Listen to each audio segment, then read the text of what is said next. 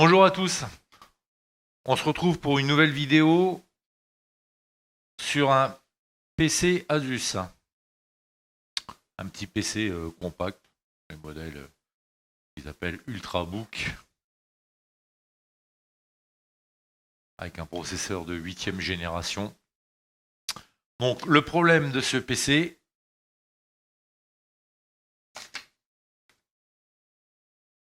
données importantes, ne démarre pas du tout aucun voyant.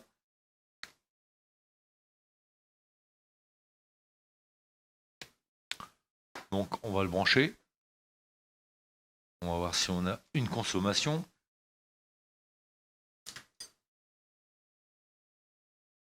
Alors,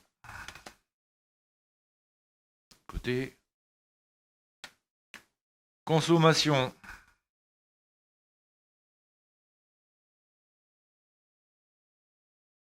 0,001. C'est parce que l'alimentation, elle est sensible. Sinon, il afficherait 0.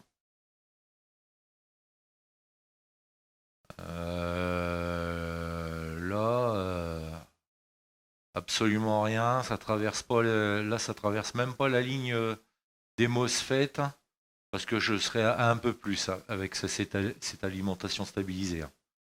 Je devrais être à 0,10, 0,16. Ne serait-ce que traverser la ligne, le premier étage de puissance, c'est-à-dire le 19 volts, aux alentours de 10. 10, 16, ça dépend de la puissance de l'étage d'alimentation principale.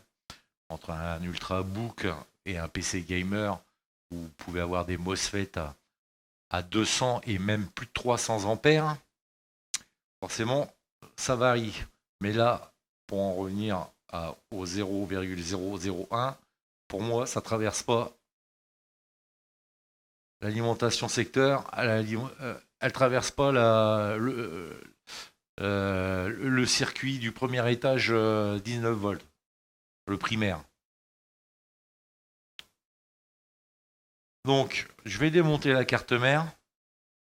En plus, ce modèle-là,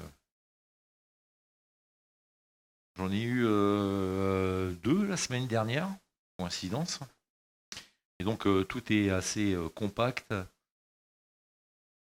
On y voit plus clair et même pour travailler, c'est mieux d'enlever la carte mère. Donc, j'enlève la carte mère et on regarde ça juste après. Donc voilà, la carte mère est démontée. Elle est longue. Elle est très longue. Et le ventilateur, il est au centre. Pourquoi je dis ça? Quand vous l'enlevez, si ça force un peu, il faut surtout pas insister.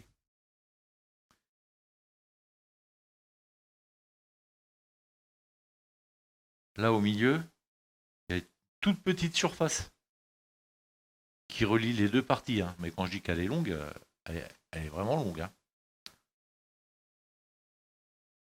Donc elle plie très facilement.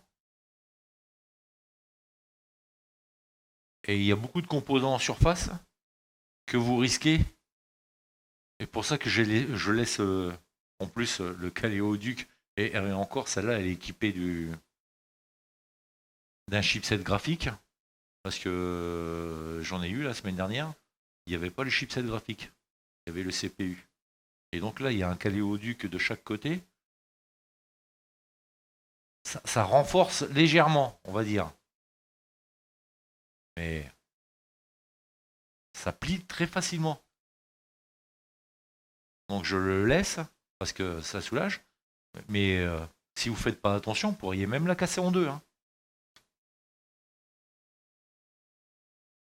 C'est vraiment fragile. Et pas mal de composants en surface que vous pourriez en plus décoller. Hein. Faire des ruptures de liaison. Hein. La RAM, Elle est soudée sur la carte mère et tout. Donc ça, c'est quand vous l'enlevez, si ça force un peu, cherchez la solution pour l'enlever le plus droit possible, hein, sans tirer d'un côté, parce qu'elle va venir, hein, mais parce qu'elle plie bien aussi, hein. Donc ça, c'était juste un conseil. Et encore, celle-là, elle est un peu plus rigidifiée à cause du caléoduc qui va d'un côté à l'autre, hein. Quand il n'y a que le CPU, ça s'arrête là, ça plie très facilement. Donc, si vous intervenez sur ce type d'appareil, faites attention. Bon, alors, pour moi, on n'a pas notre 19 volts, je disais donc, qui passe dans l'étage d'alimentation principale, le premier étage. Pour quelle raison? Déjà, est-ce que c'est bien le cas? Et ensuite, pour quelle raison? Et ça, on va regarder maintenant. Donc, j'ai toujours 0,001. On va se mettre sur le microscope, avec le multimètre qui va bien.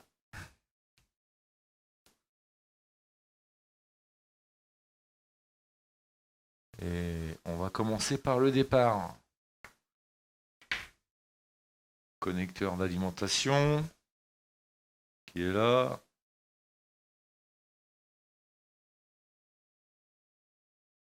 Donc ça, c'est la série d'inducteurs bobine qui laisse passer le 19 volts.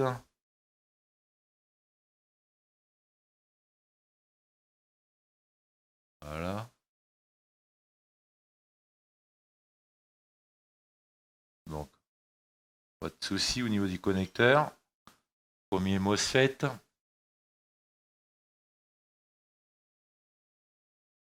Ça arrive. Et ensuite, ça va nous dire quoi? Je me replace.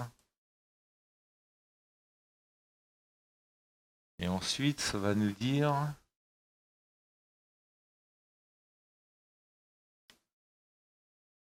Il n'y a plus rien. Donc, j'aurais pu me tromper, mais c'est pas le cas.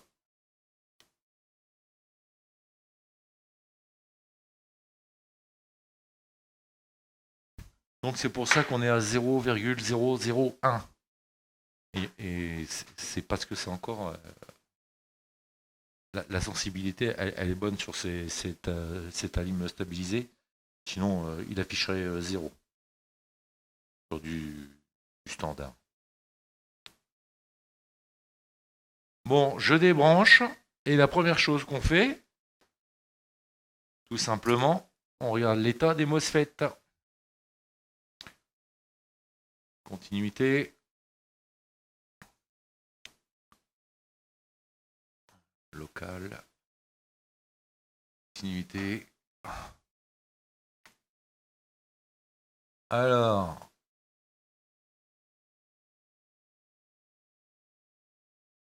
Bon, déjà, c'est pas traversant. Une bonne chose. Ensuite.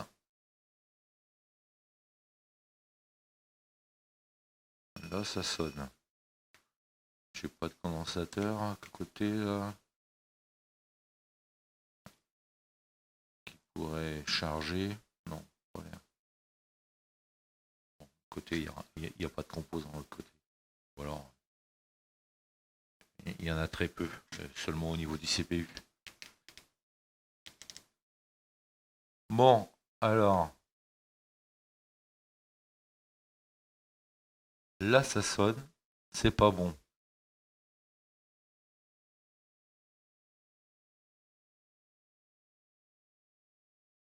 Alors, celui-là, il est traversant. C'est-à-dire qu'il passe directement de l'autre côté, ce qui n'est pas normal.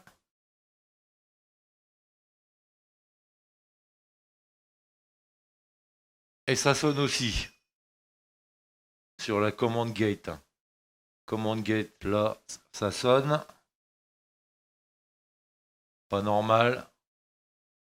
Et celui-là, il n'est pas traversant. Ça bip pas. Il n'y a rien.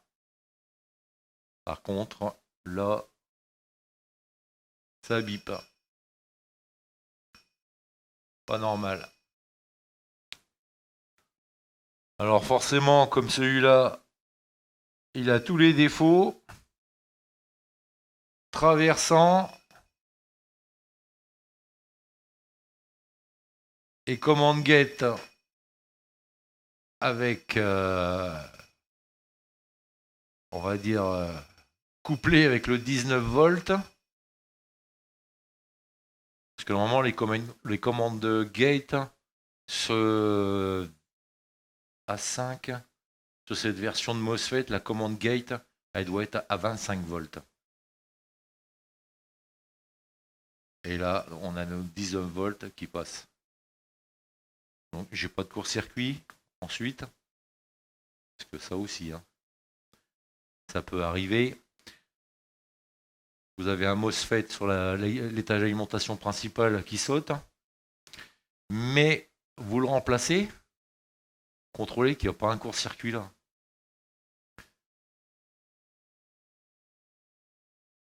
S'il y a un court-circuit là, il va ressauter. Et la troisième hypothèse, c'est qu'il y a un court-circuit secondaire sur une ligne secondaire, c'est-à-dire quand on met en fonction le PC, qui va demander, qui est en court-circuit, et qui va demander beaucoup d'intensité. Et dès que vous allez le mettre en route, le MOSFET, il va ressauter. Il y a plusieurs cas de figure et je les ai tous vus. Sur des MOSFET. Bon, celui-là, il est HS. Celui-là, il est HS. A5, ouais, bon, ça, j'ai en stock, il n'y a pas de souci.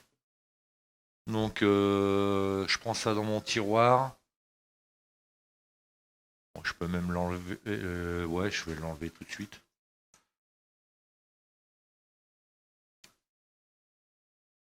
Je vais même l'enlever, comme ça on va regarder si on n'a plus de défaut sur le premier MOSFET au niveau de la commande gate.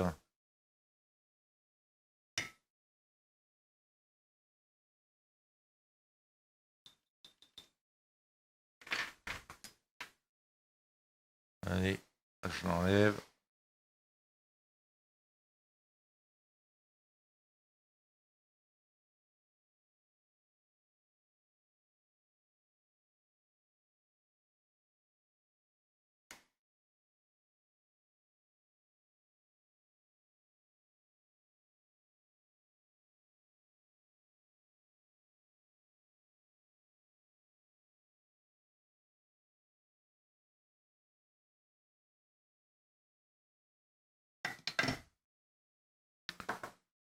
Enlever.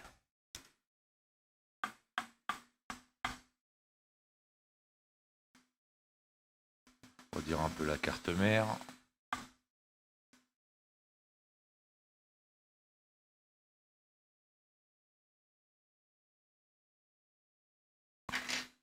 Et maintenant,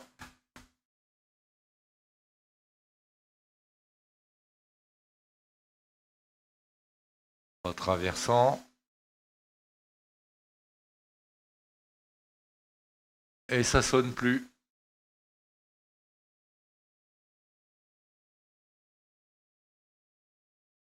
L'autre côté. Ces trois-là. Voilà, ces trois-là, ça sonne. Et là, ça sonne plus. Donc, c'est bien ce MOSFET-là qui cause problème. Je récupère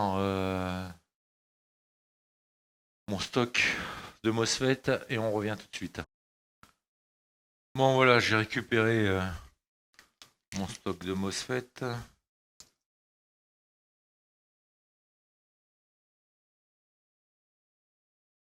Alors, ça se passe ici.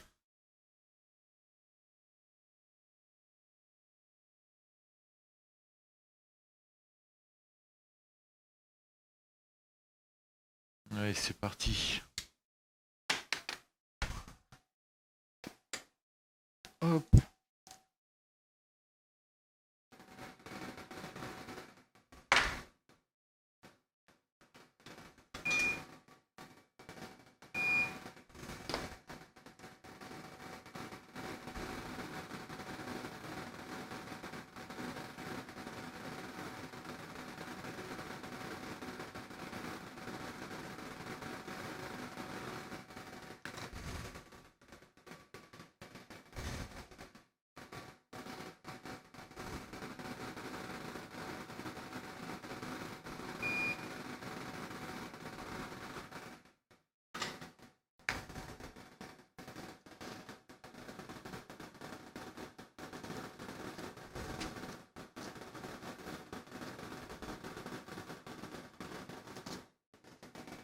C'est pas les bons contrôleurs.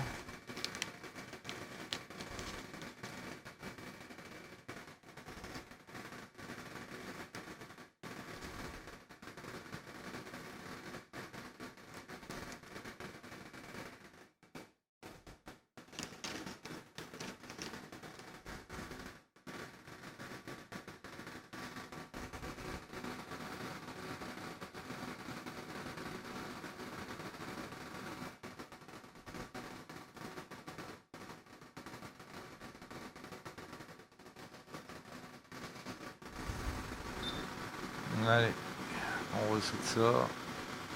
Et on voit ça juste après ce que ça donne.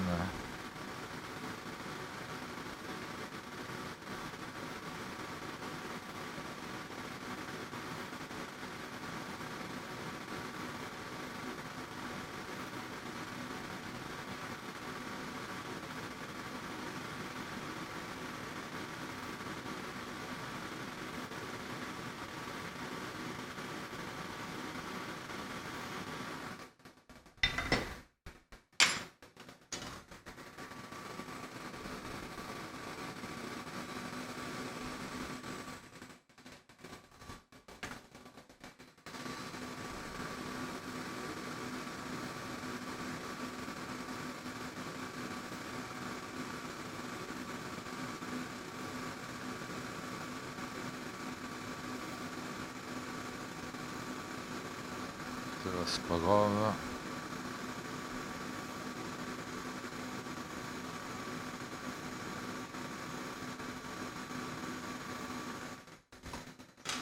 Bon, voilà.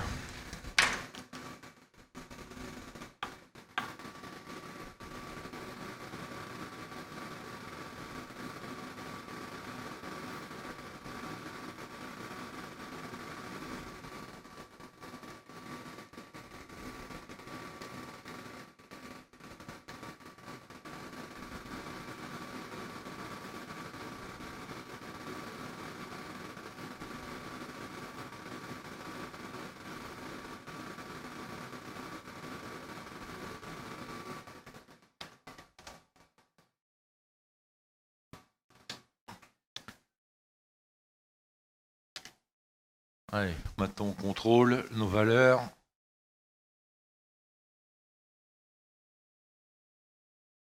Qui normalement, il n'y a pas de raison, elles devraient être bonnes.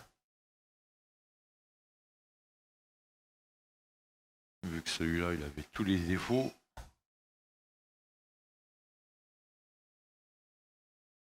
Voilà, il n'y a rien, ça sonne plus. Là, ça sonne. Ça traverse plus.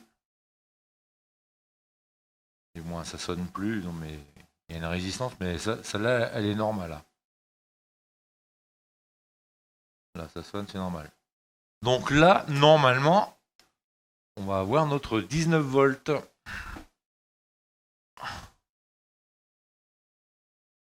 Ouais, ça va la température.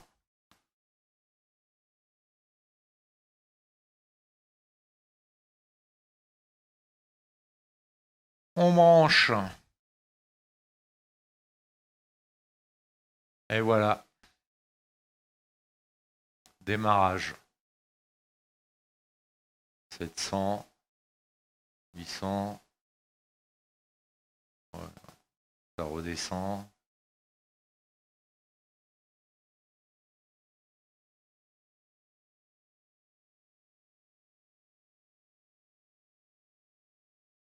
Il est démarré. Bon, de toute façon, c'est pas compliqué.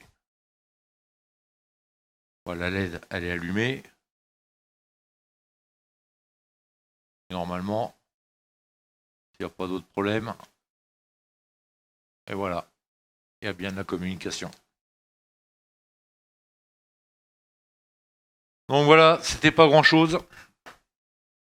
En tout cas, c'était pas le cas où on n'a pas de 19 volts le plus compliqué. Mais attention, hein. Ne pas avoir du 19 volts, il peut y avoir plusieurs causes, comme j'ai cité dans la vidéo. Allez, c'est parti. Bon, je vais changer la pâte thermique sur cette carte, parce qu'en plus, système de refroidissement, bon, je vous fais pas un dessin, vous aurez compris.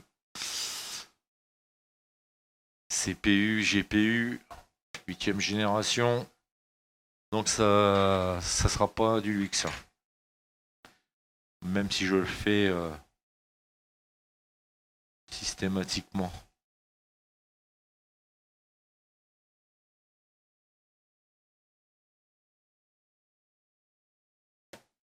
Bon, je démonte ça, je remplace la pâte thermique et je remonterai dans le châssis et je vous ferai un test juste après.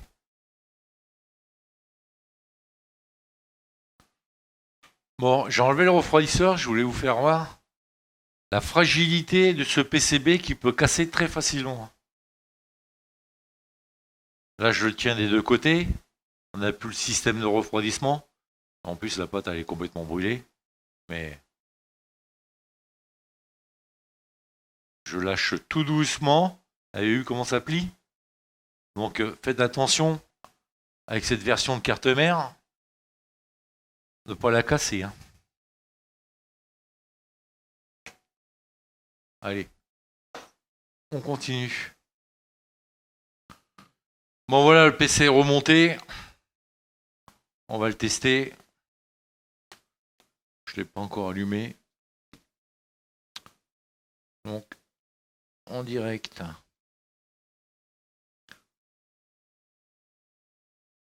Il démarre. Le voyant est allumé. Est-ce qu'on a l'image? Il charge.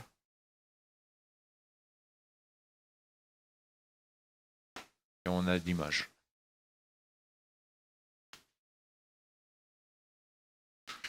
Je reviens de mon côté parce que je ne sais pas s'il y a une session client.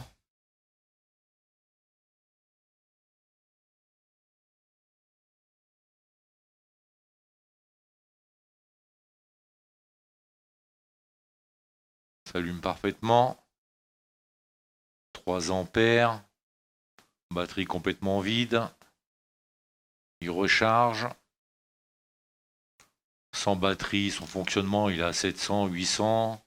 Avec le SSD sur le lancement système, avec l'éclairage, on va dire qu'il monte à, allez, à 1 ampère. À peine, à mon avis. Là, 2 ampères. Donc là, on a bien une charge batterie qui est une très bonne nouvelle. Ouais, on a une session client.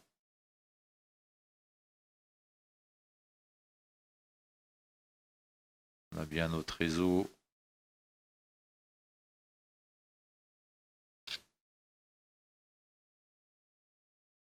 Ouais, il y a plusieurs sessions. Donc, celui-là, voyons de charge, type C.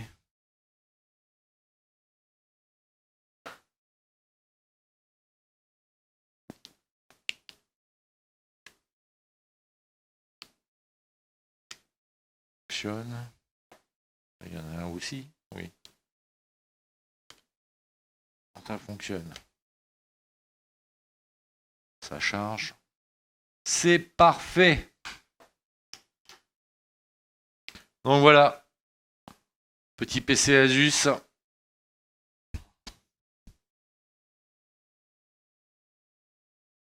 Donc il faut faire attention au démontage de la carte mère, pas forcer. Comme je vous ai fait voir, elle casse facilement. Donc pour celui-là, c'est terminé. J'espère que ça vous a plu, que vous avez appris des choses. Et en vous souhaitant une bonne continuation et à la prochaine.